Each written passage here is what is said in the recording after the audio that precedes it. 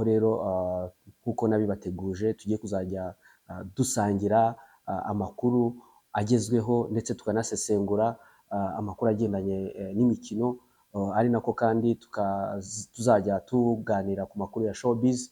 Reka mbasuhuze nshuti mwese nkurikira kuri Bunani Happy YouTube channel, mbaha n'ikaze mu kiganiro cya mbere tugiye gukora kuri uyu munsi. Nizere ko rero tuzagirana ibihe byiza mu biganiro tuzajya dukora, aho tuzabazanira abatumirwa ndetse tujye no kuri tele tubazanira amakuru mukeneye mu by'ukuri. So uyu munsi rero uyu munsi reka dutangire n'ikiganiro cya mbere kuri uyu munsi. Uyu munsi ndifuza cyane kugaruka ku makuru avugwa hano mu Rwanda, cyane cyane ku isoko ry'igura n'igurisha, ku bakinnyi, yaba abakinnyi bagenda bahindura amakipe, yaba abatoza bagenda bahindura amakipe. Cyane cyane ndaza kwibanda ku makipe afite abafana benshi hano mu Rwanda, dore ko ari nayo agomba gusohokera u Rwanda mu mikino nyafurika. Ubwo ndavuga ikipe ya APR FC ariyo izasohokera u Rwanda muri CAF Champions League y'amarushanwa ahuza amakipe y'ibigugu ku mugabane wa Afrika. Niyo amakipe mu by'ukuri aba yarabaye aya mbere mu bihugu byayo. Ari nako kandi nza gukomoza ku ikipe ya Rayon Sport. Uyu mwaka nayo nubwo nta gikombe yatwaye, ariko ni ikipe yabaye cyangwa se yaje ku mwanya wa kabiri, kuko APR yari yatwaye ibikombe byombi, yaba igikombe cya shampiyona n'igikombe cy'amahoro, bihesha amahirwe ikipe ya Rayon Sport kuba izasohoka muri CAF Confederation Cup.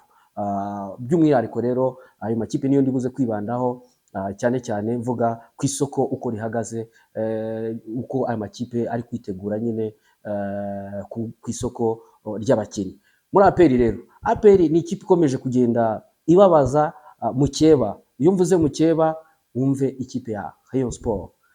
Impamvu mbivuga ni iyi ngiyi, nuko ikipe ya APR FC nk'uko bimaze iminsi bivugwa muri iyi minsi, bivuga ko yagiranye ibiganiro n'uwitwa Bugingo Hakim. Akaba rero ari umudefenseri wari umaze imyaka igera kuri 2 akinira ikipe ya Rayon Sport, aho yari yaje muri ikipe aturutse mu ikipe ya Gasogi United.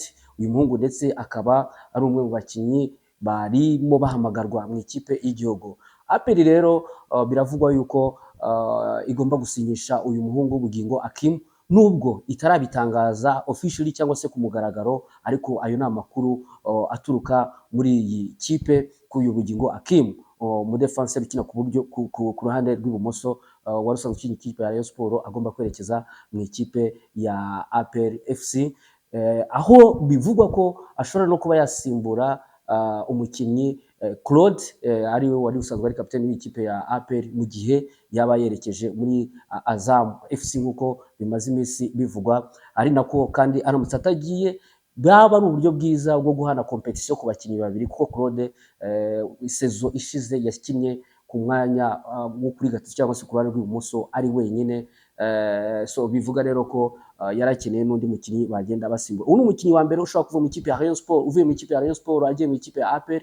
Ari nako kandi uwitwa Iraguha Haji, uyu nguyu akaba ari umwe mu bawinga b'abanyarwanda bari bahagaze neza cyane. Uyu muhungu rero nawe wakiniraga ikipe ya Rayon Sport, bari baramuguze mu ikipe ya Butsiro. Uyu muhungu rero akaba rero nawe agiye kwerekeza mu ikipe ya APR FC, nk'uko bimaze iminsi bitangazwa kuri miliyoni 20 z'amanyarwanda niyo bashobora kuba bamugura akerekeza muri iyi kipe ya APR FC.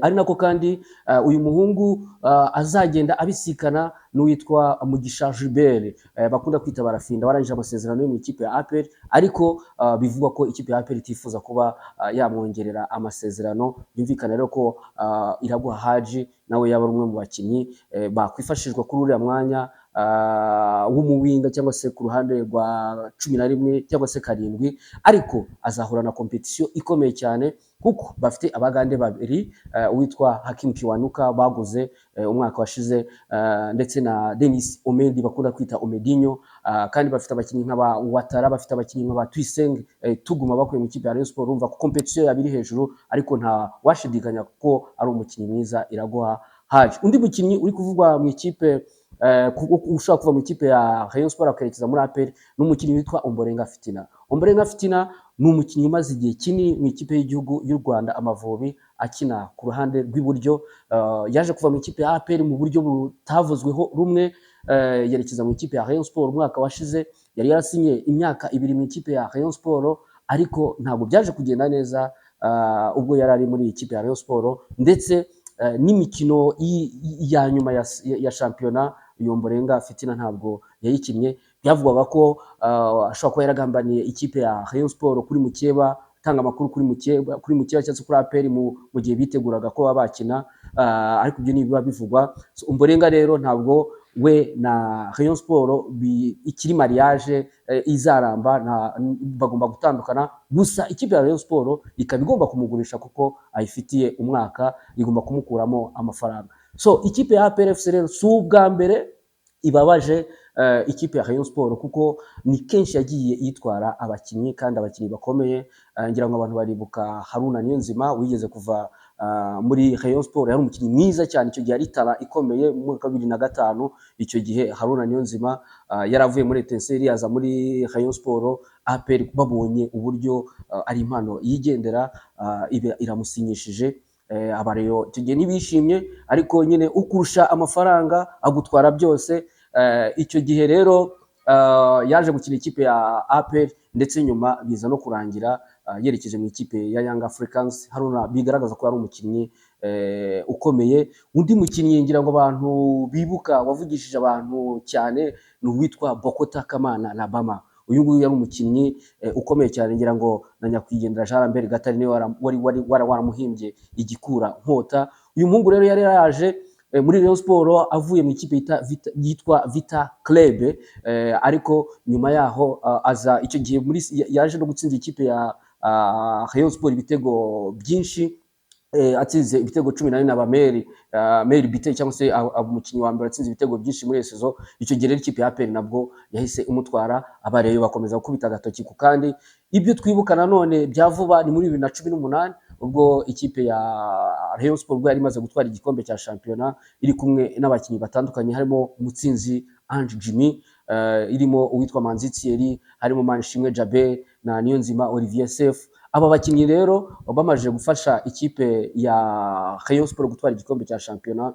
APR yahise ibasinyisha irabatwara, dore ko abo mvuze yaba Mutsinzi Ange, Manzi Thierry ndetse na Sef, abo bari barangije amasezerano. Ariko saga yaje kubera hehe? Saga yaje kubera aho uwitwa Manishimwe Jabe byasabye ko abanza kunyura muri Gor Mahia kugira ngo aze mu ikipe ya APR FC.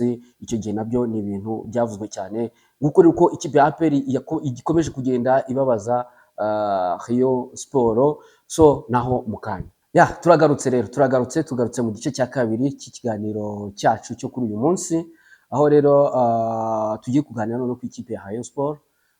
Ni ikipe mu by'ukuri iyi sezo itabereye nziza, nyamara ni ikipe yari yatangiye ubona ko ifite amahirwe menshi yo gutwara igikombe cya shampiyona, ukurikije igihe yamaze ko yarangije fazari ariyo kipe ya mbere. Ni Rayon Sport yari irimo impinduka z'ubuyobozi, aho abo bakunda kwita abasaza b'abantu babe mu ikipe bayobowe na Paul Muvunyi ndetse na Tadio Twagirayezu ariwe perezida w'ikipe, harimo bitwa ba Maître Freddy, abitwa ba Rwagacondo. Ni ikipe ubona ko yari yaragaruye ubumwe muri iyi sezo, ndetse byaje no kuyihira, itangira neza bifashijwemo n'abakinnyi bashya bari barazanye baturutse mu gihugu cya Senegal. Ubwo navuga nka Farenga warangije iyi sezo afite ibitego 13, nyamara yamaze hafi imikino nk'irindwi gutyo adakina kubera ikibazo cy'imvune. Harimo abitwa ba Youssou Ndiaye, umukinnyi w'umudefenseri mwiza cyane waje no mu ikipe nziza ya Rwanda Premier League, cyangwa se abakinnyi 11 bitwaye neza muri shampiyona y'u Rwanda. Byumvikane ko yari ifite abitwa ba Omar Nyingi, yari ifitemo ba Ombolenga bavuye muri APR. Ni ikipe mu by'ukuri yari ifite abitwa ba Aziz Bassane, umunya Cameroon nawe wagaragaje imbaraga zidasanzwe, ndetse n'umunyezamu Kadim Diaye. Abo bakinnyi rero babashe kwifasha kurwana ikipe irangiza fazari ari ya mbere nubwo iyi sezo byaje kurangira n'ubundi APR yitwaye igikombe cya shampiyona. Ngira ngo abenshi baribuka umukino wayihuje n'ikipe ya Bugesera, ukaba iminsi ibiri, ukaberamo ndetse n'ibintu by'amahane. So abafana ba Rayon Sport ndetse bamwe amakuru ahari nuko bamwe bagikurikiranwa n'inzego zinabishinzwe. Icyo gihe Rayon Sport rero ni naho yatakarije igikombe Bugesera. So birangira nyine iyi sezo ibaye navuga ko ibaye nka sezita nziza kuri Rayon Sport. Nta gikombe cya shampiyona batwaye, APR yari iherutse kuba batwaye igikombe cy'amahoro. So byumvikana rero ko uyu mwaka ari ikipe nayo igomba kugaruka ikaza ifite imbaraga ku isoko. Amakuru aturuka mu ikipe ya Rayon Sport nuko uretse umusore witwa Prince Musore baherutse gusinyisha avuye mu ikipe ya Vitaro, umukinnyi uzasimbura Bugingo Akim ku ruhande rw'ibumoso inyuma, umwe mu bakinnyi beza cyane bitwaye neza no muri shampiyona yo mu gihugu cy'u Burundi, ari mu ikipe ya Vitaro. So uyu muhungu rero akaba Rayon Sport ikaba yaramaze kumwerekana mu buryo buri official cyangwa se yaramaze kubitangaza, banabinyujije no ku mbuga nkoranyambaga zabo, bavuga ko bamaze kwibikaho umusore w'impano idasanzwe uturutse mu gihugu cy'u Burundi. So si ibyo gusa kuko Rayon Sport ku isoko, amakuru naganire na bamwe baba mu ikipe ya Rayon Sport bambwira ko bafite target zigera kuri 3. Bakeneye umukinnyi w'umwataka, ariko wa mwataka ngira ngo abantu bibuka witwa Hamis Cedric, wari umukinnyi waje muri Rayon Sport abashushu w'abareyo. Kuva icyo gihe ndatekereza n'undi mukinnyi turabona uri kuri calibre cyangwa se ku rwego rwa Hamis Cedric. Amakuru hari rero muri Rayon Sport nuko bifuza umukinnyi ufite karite nk'iza Cedric, ushobora gutwara ikipe ya Rayon Sport akayiheka ku buryo yayihesha igikombe cya shampiyona. Ubu rero akaba yaza agafatanya na Faringanye nawe uri mu gukira, bakaba babasha kwatakira ikipe ya Rayon Sport bakabona ibitego. Undi mukinnyi bakeneye ni umukinnyi w'umuwinga, ni umukinnyi ukina ku ruhande Haji Iraguha yakinagaho, akaza rero gusimbura Haji, ariko nawe ni umukinnyi bashaka ufite urwego ruri hejuru, rw'abakinnyi batsinda ibitego biri hejuru y'10, 12, 15 ari abakinnyi b'abawinga. Undi mukinnyi bakeneye ni umukinnyi ugomba kuza gusimbura uwitwa Kevin Muhire, tuza kugarukaho nawe mu kanya gatoya, kuko Kevin Muhire ni umukinnyi wasaga nkaho ari playmaker cyangwa se wa mukinnyi ukinisha abandi, wa mukinnyi utanga passe za nyuma zivamo ibitego. Uwo mukinnyi rero bakunda kuvuga ko bakina ku 10, umukinnyi ikipe ya Rayon Sport nawe iramukeneye. Nta mazina mu by'ukuri baratangaza, ariko hari amaproposal menshi ahari. Amakuru avuga ko hari aba agent benshi bari gukorana mu rwego rwo kubashakira abakinnyi. Mu biganiro byacu bizaza tuzaza noneho tubabwira amazina ya bamwe muri abo bakinnyi ikipe ya Rayon Sport yifuza. Iyi kipe rero ya Rayon Sport yamaze no gutandukana officially na Kevin Muhire. Kevin Muhire ni kapiteni w'ikipe ya Rayon Sport. Kevin Muhire wayigezemo mu mwaka wa 2015 avuye mu ikipe y'Isonga FC, yavuye muri academy y'Isonga FC. Icyo gihe ngira ngo yazamukanye na ba Niyonzima Olivier Sef, abitwa ba Manzitseri barazamukanye icyo gihe. Icyo gihe rero Kevin yari impano idasanzwe cyane, umuntu wabonye ko ari umuntu z'umupira cyane, umutoza witwa Kayiranga Batista, uzwi cyane mu kintu cya detection de talent. Uyu mugabo wanamaze no kwigendera, ubu ngo ari mu gihugu cy'Ububiligi niho yibera. Kayiranga Batista ni umwe mu bantu bazamuye talent. Kevin rero niwe muntu wamuzamuye amuzana mu ikipe ya Rayon Sport, ayibamo kuva 2015 kugera 2018. Iyo kipe yaje no gutwara igikombe cya shampiyona. Ubwo Kevin rero nyuma yaho aza no kuyivamo yerekeza mu gihugu cya Misiri, ariko 2022 nabwo ngiye kugaruka muri ikipe ndetse anayibera kapiteni.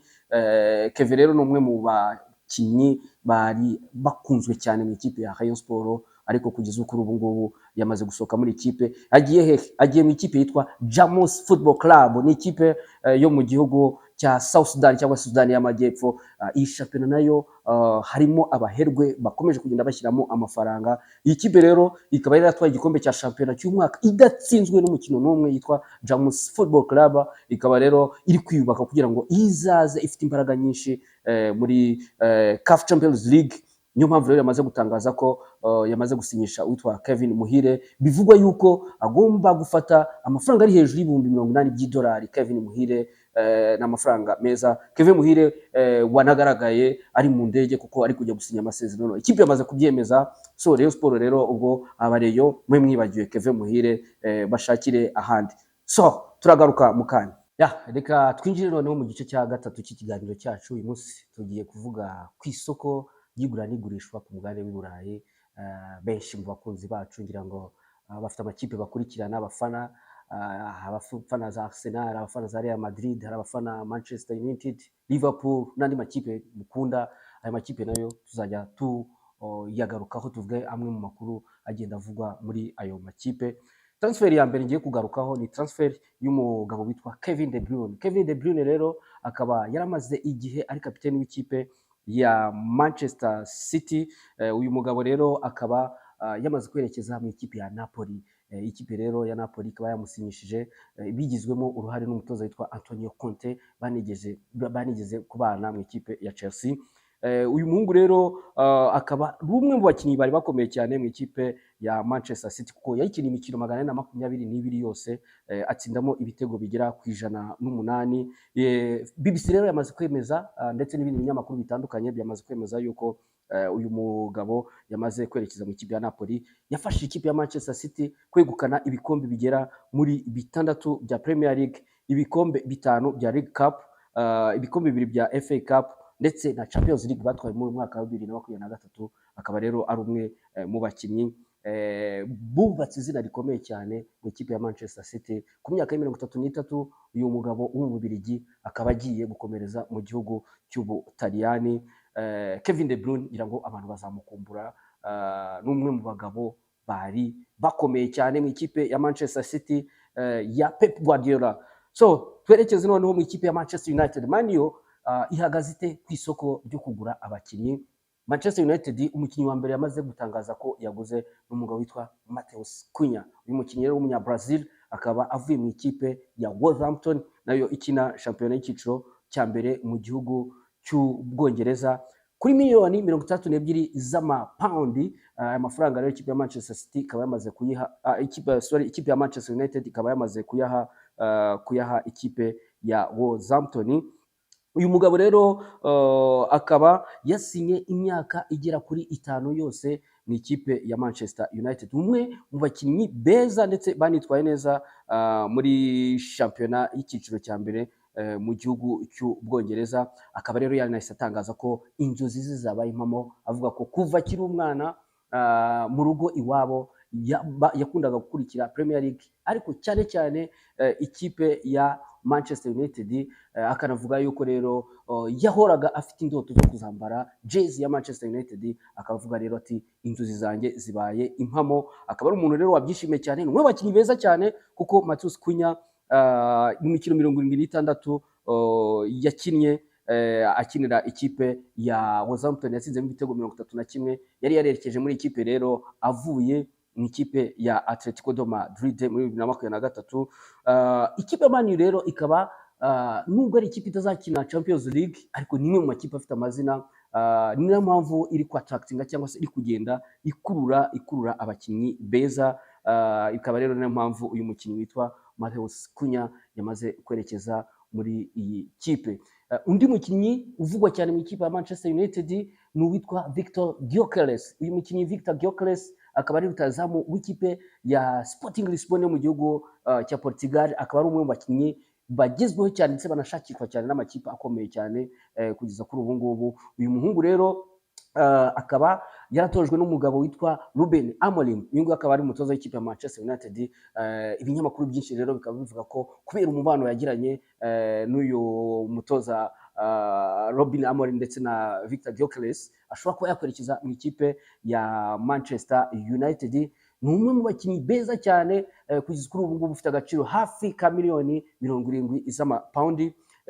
Uyu mukinnyi rero nawe ni umwe muri target z'ikipe ya Manchester United, dore ko Man U nayo ari imwe mu makipe ashobora kuzagaragara cyane ku isoko ry'abakinnyi uyu mwaka, dore ko hari n'abagomba kuzava muri iyi kipe nk'umukinnyi witwa Garnacho. We ngira ngo byamaze gutangaza ko atazakomereza muri iyi kipe. So izo nizo transfer ziri kuvugwa aho ngaho mu ikipe ya Manchester United. Tugiye mu ikipe ya Arsenal. Ikipe ya Arsenal rero nayo uyu mwaka iri ku isoko, cyane cyane iri ku isoko ryo kugura umwataka ukomeye cyane. Umwataka wari umaze iminsi avugwa cyane ni uwitwa Benjamin Sesko. uyu nguyu rero akaba ari umwataka ukina ikipe ya Leipzig yo mu gihugu cy'Ubudage, ufite agaciro ka miliyoni 70 z'amapawundi. Ikipe ya Arsenal bivugwa ko yinjiye mu biganiro n'umu agenti w'uyu Benjamin Sesko ndetse n'ikipe ya Leipzig. Bivugwa ko Arsenal yinjiranye ku isoko miliyoni 55, ariko ibiganiro biracyakomeje. Uyu Sesko rero nawe akaba ari umwe mu bakinnyi bashobora kuzagaragara mu ikipe ya Arsenal mu gihe ibiganiro bizaba bigenze neza, ikipe ya Arsenal ikamusinyisha, dore ko ari umwe mu bataka beza cyane kandi ku myaka ye 21 ni umwe mu bataka bahagaze neza cyane kuri iki gihe. Undi umukinnyi nari maze kumugarukaho witwa Victor Gyökeres. Uyu munsi bitangazamakuru bitandukanye by'umugabane w'Uburayi byanditse ko Arsenal yinjiye muri deal yo gusinyisha uyu mugabo witwa Victor Gyökeres, ngo batangiriye kuri miliyoni 55 z'amapawundi kugira ngo bagure uyu mwataka azatsindire ikipe ya Arsenal, dore ko Arsenal imaze sezo zigera muri 2 iba iya kabiri ikananirwa sprint final, cyangwa se hahantu ibikeneye wa mukinnyi ushobora kugutsindira ibitego 20-22 kugira ngo abashe gutwara igikombe cya shampiyona. Byanze bikunze rero uyu mwaka Arsenal igomba gushaka umwataka, ariko nako kandi bashaka umwe mu bakinnyi baba winga, barashaka umukinnyi ushobora kuza kuba yajya asimburana na Martinelli kugira ngo bongere imbaraga mu busatirizi. Ariko kandi uwitwa Zinchenko nawe ni umwe mu bakinnyi bashobora kuva muri ikipe bakerekeza ahandi, cyane cyane aravuga mu gihugu cy'Ubutaliyani. Uyu rero Zinchenko waje azanye na Mikel Arteta ubwo yamutozaga mu ikipe ya Manchester City, ni umwe mu bakinnyi bashobora gusohoka mu ikipe ya Arsenal. Ariko kandi haracyari ikibazo cya Thomas Partey, umwe mu bakinnyi beza cyane bo hagati. Uyu munyagana rero ni umwe mu bakinnyi beza mu mediateur dufite kugeza kuri ubu ngubu kuri iyi si. Uyu mukinnyi rero akaba nawe kujya kuri ubu atarongera amasezerano ye, kandi amasezerano yararangiye, gusa ibiganiro birahari kandi ngo bimeze neza hagati y'abamuhagarariye n'ubuyobozi bw'ikipe ya Arsenal.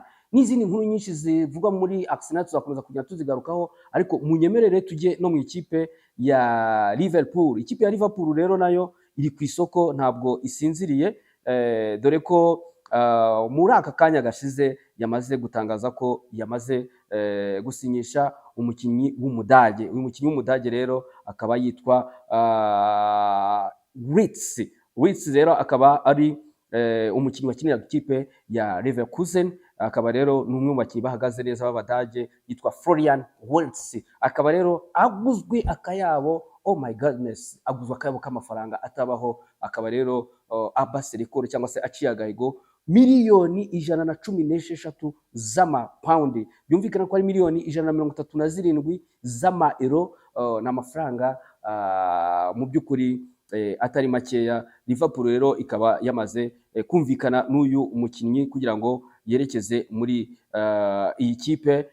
Akaba rero ari umwe mu bakinnyi baciye agahigo, dore ko ari nawe uhenze, umukinnyi uhenze kugeza kuri ubu ngubu muri Premier League, uguzwe nyuma yaho haje uwitwa Moise Caicedo nawe waguzwe 115 ubwo yajyaga mu ikipe ya Chelsea. Anako kandi uwitwa Enzo Fernandez nawe yavuye muri Benfica yerekeza mu ikipe ya Chelsea, agwa miliyoni 106.